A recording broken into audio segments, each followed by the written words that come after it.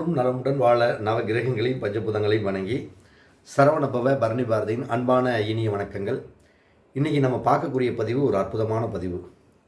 அதாவது நிறைய பேர் கேட்டாங்க, அதாவது தெருத்தாக்கம் இருந்ததுன்னா அவங்கெல்லாம் நாங்கள்லாம் அந்த இடத்த வித்துற வேண்டியதானா, இல்லை அந்த இடத்துக்கு வேறு விமோசனமே இல்லையா, யாருமே இது வரைக்கும் ஒரு துல்லியமான ஒரு இதுதான் அப்படின்னு ஒரு கான்ஃபிடெண்ட்டாக யாருமே பேசுனது இல்லையே, ஏன் அப்படி ஏதாச்சும் இருக்கா இல்லையா, இல்லை என்ன தான் உங்களுடைய நிலைமை அப்படின்ட்டு நிறைய பேர் இந்த தடவை கேட்டாங்க இந்த ஒரு விஷயத்தை மட்டும். அதாவது தெருத்தாக்கத்தை சரி செய்வது எப்படி அப்படிங்கிறது. முதல்ல எல்லாருமே ஒரு விஷயத்தை தெரிஞ்சுக்கணும். வாஸ்து அப்படிங்கிறது அனுபவத்தின் மூலம்தான் வர்றது. ஏட்டுச்சுரக்காய் கறிக்கு உதவாது. படிக்கிற பாடம் பயனுள்ளதாக இருக்காது. இப்போ நம்மக்கிட்ட படிக்கிறாங்க, அதே விஷயத்த ரிப்ளை பண்ணலாம், பாடமாக நடத்தலாம். அதே மாதிரி ஒரு அனுபவம் அப்படிங்கிறது ஒன்று வேணும் நம்மளுக்கு, எந்த விஷயமா இருந்தாலும். அப்போ அனுபவம் தான் மிகப்பெரிய ஒரு ஆசிரியர். அப்போ அப்படிப்பட்ட அமைப்பில் கிட்டத்தட்ட 30 வருடத்துக்கு மேலே இதில் நல்லது கெட்டது எது, இல்லை இதனுடைய இன்பங்கள் துன்பங்கள் என்ன அப்படின்னு நடைமுறையில் நிறைய கண்டுபிடித்த அனுபவங்களுடைய தொகுப்பு தான் நம்மளுடைய வகுப்பு நடத்துகிறதும் சரி, நம்மளுடைய ஆராய்ச்சிகளும் நம்ம நடத்தக்கூடிய மாணவர்களுக்கு பாடமாக இருக்கட்டும், அனுபவ ரீதியாகத்தான் நம்ம பண்ணிகிட்டு இருக்கிறோம். அப்போ இந்த தெருத்தாக்கத்தை சரி செய்ய முடியுமா அப்படின்னா 100% நிச்சயமாக சரி பண்ண முடியும். அது அனுபவத்தில் நம்ம ஜெயிச்சிருக்கிறோம். அதுலேயும் பல டெக்னிக்கோடு நம்ம பண்ணணும். இன்றைக்கி ஒரு நண்பர் என்கிட்ட கேட்டிருந்தார், என் இடம் வடமேற்கு பார்த்த ஃப்ளாட்டுங்க, இதை என்னால் சரி செய்ய முடியுமா அப்படின்னு கேட்டிருந்தார். கண்டிப்பாக சரி செய்ய முடியும். எப்படின்னு மட்டும் நீங்கள் பாருங்கள். திசை போடுற மாதிரி முதல்ல வடக்கு, தெற்கு, இது கிழக்கு, இது மேற்கு. இப்போ நம்ம போடுறது இன்னைக்கு வடமேற்கு தெருத்தாக்கத்தை நம்ம எப்படி சரி செய்கிறது அப்படின்னு போடுறோம். அப்போ வடமேற்கு தெருத்தாக்கம்னா வடக்கு மேற்கு சந்திக்கக்கூடியது இதுதான். அப்போ இப்படி ரோடு இருக்குது அப்படின்னா இதுதான் ரோடு, ஒரு ஃப்ளாட்டு 60க்கு 40 ஃப்ளாட்டு. அதாவது அவரது பார்த்தீங்கன்னா கிளமேரில் 60 அடி இருக்குதுனாரு, தென்வடலில் 40 அடி இருக்குதுனாரு. இதுதான் அவருடைய ஃப்ளாட்டா. இது வடக்கு பார்த்த ஃப்ளாட்டு தான், ஆனால் வடமேற்கு மூலை தெருத்தாக்கம் உள்ள ஃப்ளாட்டுனார். அப்போ வடமேற்கு மூலை தெருத்தாக்கம்னா இப்படி தான் தெருத்தாக்கம் வருது இருக்குது. அவருடைய இடம் இப்படி தான் தெருத்தாக்கம் இருக்குது. நல்லா பார்த்துக்குங்க. இதுதான் இவங்க வீட்டில் குத்தக்கூடிய இடம், வடமேற்கு தெருத்தாக்கம். இந்த ரோடு எவ்வளவுன்னு கேட்டேன் நான் அவங்கள. அவங்க என்னன்னா இந்த ரோடு 17 அடி ரோடு அப்படின்னு சொன்னாங்க. இந்த ரோடு எங்கிட்ட 17 அடி ரோடு அப்படின்னாங்க. சின்ன ரோடாமா அந்த இடம் போகிறது மட்டும். இப்படிப்பட்ட இடத்த நம்ம எப்படி சரி செய்கிறது அப்படின்னா, பொதுவாக உங்களுக்கு தெரியும், வடக்கு பார்த்த ஒரு ஃப்ளாட்டுக்கு வடமேற்கு மூலையிலிருந்து ஒரு தெரு குத்துதுன்னா அந்த இடம் சிறப்பில்லை. நிறைய சங்கடங்களை, கோர்ட்டு கேஸ் ரீதியான பிரச்சனைகளை, மன விரக்தியான பிரச்சனைகள், அதே மாதிரி கணவன் மனைவிக்குள்ள ஒரு அந்யோன்யம் இல்லாத ஒரு தன்மை, இப்படியெல்லாம் அவங்க பல விதத்தில் அந்த இடம் வாங்கினதுலேருந்து சரி, அந்த வீட்டை அங்கே கட்டினதுலேருந்து சரி, அவங்க பல விதத்தில் கஷ்டங்களையும் சங்கடங்களையும் அனுபவிப்பாங்க. இது உண்மையான விஷயம். ஆனால் அதை சரி செஞ்சு கட்டணும். அதுதான் அனுபவங்கிறது. அந்த அனுபவத்தின் ரீதியாகத்தான் ஒரு வாஸ்துல பலன் சொல்ல முடியும். சும்மா இப்போ ஜோதிடம் இருக்காங்க, எல்லாருமே ஜோதிடம் கற்றுக் கொடுக்குறாங்கன்னா அனுபவம் வாய்ந்து கற்றுக் கொடுக்குறவங்க அந்த பலனோடு உரைக்க முடியும். புஸ்தகத்தில் இருக்கிறத எடுத்து அப்படியே நம்ம படிக்கலாம். அது வாஸ்த பாடமாக இருந்தாலும் சரி, ஜோதிட பாடமாக இருந்தாலும் புஸ்தகத்தில் இருக்கிறத அப்படியே அடுத்தவங்களுக்கு சொல்லலாம். அதை பார்த்து நம்மளும் வடமேற்கு மூலை இழுத்தா இப்படி, தென்மேற்கு மூலை இழுத்தா இப்படின்னு சொல்லி நம்ம அந்த பாடங்களை வேணும் நடத்தலாம். அடுத்தவங்களும் அதை நம்மகிட்ட படிச்சுட்டு நானும் வாஸ்து படிச்சுட்டேன், ஜோதிடம் படிச்சுட்டுன்னு சொல்லலாம். ஆனால் அனுபவங்கிறது தான் டீச்சர். அப்போ அந்த அனுபவத்தின் ரீதியாகத்தான் நம்ம எதையும் சாதிக்க முடியும். அப்போ அனுபவத்தின் ரீதியாக சாதிக்க முடியும்னா இப்படி இருந்த பிளாட்டை நம்ம முதல்ல எல்லாருமே தவறு அப்படிம்போம், பிரச்சனை நம்மளே அதான் சொல்லுவோம். சரி, இப்படி வாங்கிட்டோமப்பா, நான் என்ன பண்ணுறது, என்னால் விற்கவும் முடியாது, எங்கிட்ட பொருளாதார ரீதியாக அடுத்த வீட்டுக்கு போகிறதுக்கு வாய்ப்பு இல்லை, நான் இதில் ஒரு வீட்டை கட்டி ஆகணும், இதுக்கு ஏதாச்சும் ஒரு ரெமெடி இருக்குதா அப்படின்னா நிச்சயம் ரெமெடி இருக்குது. ரெமெடி இல்லாத விஷயமே இல்லை. ஆனால் தன்னுடைய அறிவுகளை பயன்படுத்தணும், ஆராய்ச்சிகளை பயன்படுத்தணும், அப்போ தான் ஜெயிக்க முடியும். அப்போ முதல்ல நம்ம என்ன பண்ணணும், இந்த இடத்த நம்ம திசை காட்டும் கருவி வச்சு தான் முதல்ல பார்க்கணும். படத்தோடைய டைரக்டர் யார், திசை காட்டும் கருவி. அப்போ அந்த திசை காட்டும் கருவி வச்சு பார்த்து தான் இது வடமேற்கு மூலையில் எத்தனை டிகிரி வருது, இல்லை என்ன மாதிரி ஒரு சுச்சுவேஷனில் அந்த இடம் இருக்குதுன்னு நம்ம முதல்ல பார்த்துக்கணும்.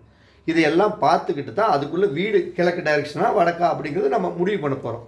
இப்போ இந்த இடத்த நம்ம எப்படி சரி செய்யறது அப்படின்னு ஒரு விஷயத்தை பார்த்தோம்னா, முதல்ல எந்த தடம் கோணையாக இருந்தாலும் சரி, அதாவது தவறான இடத்துல இருந்தாலும் சரி, அதை சரி செய்யணும். சரி செய்யணும்னா இந்த 17 அடி இருக்குது அப்படின்னா இந்த 17 அடி நீங்கள் கரெக்டாக இது ஒரு அளவு பிடிச்சி நேராக கொண்டாந்து முதல்ல நேராக இப்படி ஒரு இடத்த தெரு என்ன அகலம் இருக்குதோ நல்லா புரிஞ்சுக்கணும். தெரு என்ன 17 அடி இருந்ததுன்னா அதே இவங்க இடத்துல இருந்து 17 அடி நேராக வச்சு எடுத்து 17க்கு 17 இந்த இடத்த முதல்ல நேர் பண்ணிடணும். நான் சொல்றது உங்களுக்கு நல்லா புரியும் நினைக்கிறேன். இந்த இடத்த சரியா நேர் பண்ணிடணும். இப்படி நேர் பண்றப்ப என்ன ஆகும், இங்க பாருங்க, சரியான நேரா வந்துடும் இடம். இங்க பாருங்க, இந்த இடம் பார்த்தீங்கன்னா உங்களுக்கு சரியான நேரா இடம் வந்துடும். அப்ப இப்படி இடம் இப்படி நேரா வந்த உடனே இந்த பார்ட் ஒரு நல்ல இடமா நம்ம மாத்திடுறோம். அப்போ மாத்தின உடனே என்ன பண்ணிடுறோம் அப்படின்னோம்னா, முதல்ல நம்மளுடைய இடம், இந்த இடத்த வந்து ஒரே பத்திரமா வச்சுக்கூடாது. இது வேற பத்திரம், இது வேற ஒரு பத்திரம். இந்த பிட்டை மட்டும் பத்திரம்னா என்ன, ரிஜிஸ்ட்ரேஷனையே இந்த இடத்த மட்டும் தனியா நீங்க ரிஜிஸ்ட்ரேஷன் மாத்திடுறீங்க. இந்த இடத்த ரிஜிஸ்ட்ரேஷன் தனியா மாத்திடுறீங்கன்னா என்ன, இது இப்போ என் பேர்ல இருக்குது, இந்த இடம் ஃபுல்லாவே இருக்குது. இந்த மூளையை கட் பண்ணி எடுத்துட்டு இந்த பிட்டை மட்டும் அடுத்தவர்களுடைய பேரில் ரிஜிஸ்ட்ரேஷன். சம்மந்தம் இல்லாதனா நம்ம குடும்ப உறவுலேயே கொஞ்சம் தங்கச்சி பேரில், இல்லை மாமா பேரில், இல்லை பசங்க இதில், நம்ம குடும்ப வாரிசுகள் இல்லாமல் வயசானவங்க, இது மாதிரி இதை அந்த இடத்த மாற்றிடணும். இப்படி இடத்த மாற்றுறப்ப இந்த இடமும் நல்லிடமாக மாறிடும், இந்த இடமும் நல்லிடமாக மாறிடும். இப்படி மாறினதுக்கு அப்புறம் தான் நம்ம இங்க வீடு கட்டக்கூடிய ஒரு அமைப்புகளையே எடுக்கணும். அப்படி எடுக்கிறப்ப என்ன ஆகும், இங்க ஈசானியம் வளர்ந்த இடமா போயிடும். அப்ப ஈசானியம் வளர்ந்த இடம் நல்ல இடமானா ஈசானியம் வளர்ந்த இடம் நல்ல இடம். ஆனா ஒரு விஷயம் என்ன பண்ணணும், இது நம்ம ரத்த உறவுகள்லயே கூட இப்படி ஒரு கட் பண்ணி இந்த இடத்த வாங்கினா இந்த இடத்துல சுத்தி இது காம்பவுண்டாட்ட போட்டு இதுல தான் அவங்க ஒரு சின்ன கரையாட்டம் ஒன்று கட்டணும். நல்லா புரிஞ்சுக்கணும். இந்த இடத்த சும்மா போடக்கூடாது. இப்படி சுற்றி ஒரு கடையாட்ட ஒரு 10க்கு 10 ரூம்பு, இல்லை ஏதோ ஒரு ரூம் ஒன்று இந்த இடத்துல ஒரு ரூம் பாட்டை ஒன்று போடணும். அப்போ இந்த ரூமை போட்டு இந்த ரூமும் டவுனில் இருந்ததுனாலும் சரி, இடத்துக்கு தகுந்த மாதிரி, கிராமம்னா வேற, ஒரு டவுனில் இருக்குது அப்படின்னா ஒரு மெடிக்கல் ஷாப் வச்சிங்கன்னா சூப்பராக எந்த ஒரு ப்ராப்ளங்களும் வராது. இல்லை ஹேர் டிசைனர்ஸ், அதாவது முடிவெட்டும் துணியகம், அதை வச்சிங்கன்னா எந்த ஒரு பிரச்சனையும் இல்லை. அல்லது அயன் பண்ணுற கடை, நீங்கள் தெரியும், துணியை வந்து செலவு பண்ணக்கூடிய கடை, அந்த கடையை வைக்கலாம். அல்லாது ஆன்மீகம் சார்ந்த யோகா பயிற்சி பண்ணுற மாதிரி ஒரு இடம், அல்லது நாட்டு மருந்து கடை, ஹோம ஜாமான் விற்கிறாங்க பார்த்தீங்களா, அந்த மாதிரி கடை. இது மாதிரி எந்த கடையை வைத்தாலும் அந்த கடையும் மிகப்பெரிய வளர்ச்சி அடையும், இந்த இடமும் மிகப்பெரிய வளர்ச்சி அடையும். இல்லைங்க, என் இடம் வந்து டவுனில் இல்லை, நாங்கள் ஒரு கிராமத்தில் இருக்கிறோம், இந்த கிராமத்தில் இந்த இடத்த என்ன பண்ணலாம் அப்படின்னா, அந்த ஊர்லேயே நீங்கள் மக்கள் நடமாடுற மாதிரி, மக்கள் நடமாறுனா 10 பேர் 20 பேர் வந்துட்டு போகிற மாதிரி ஒரு இடம், ஒரு டீ கடை, அந்த இடத்துல வந்து 4 பேர் உட்கார்ந்து சாப்பிட்டு போகிற மாதிரி ஒரு டீ கடையோ ஒரு ஹோட்டல் கடையோ, இது மாதிரி ஏதாச்சும் ஒரு கடைகளை வச்சிங்கனாலும் இந்த தெரு தாக்கம் என்பது இந்த இடத்துல வந்து பெரிய பாதிப்பு கொடுக்காது. அப்போ நீங்கள் நல்லா புரிஞ்சுக்கணும், எப்பேற்பட்ட இடத்த வேணுமாலும் நம்ம சரி செய்ய முடியும்.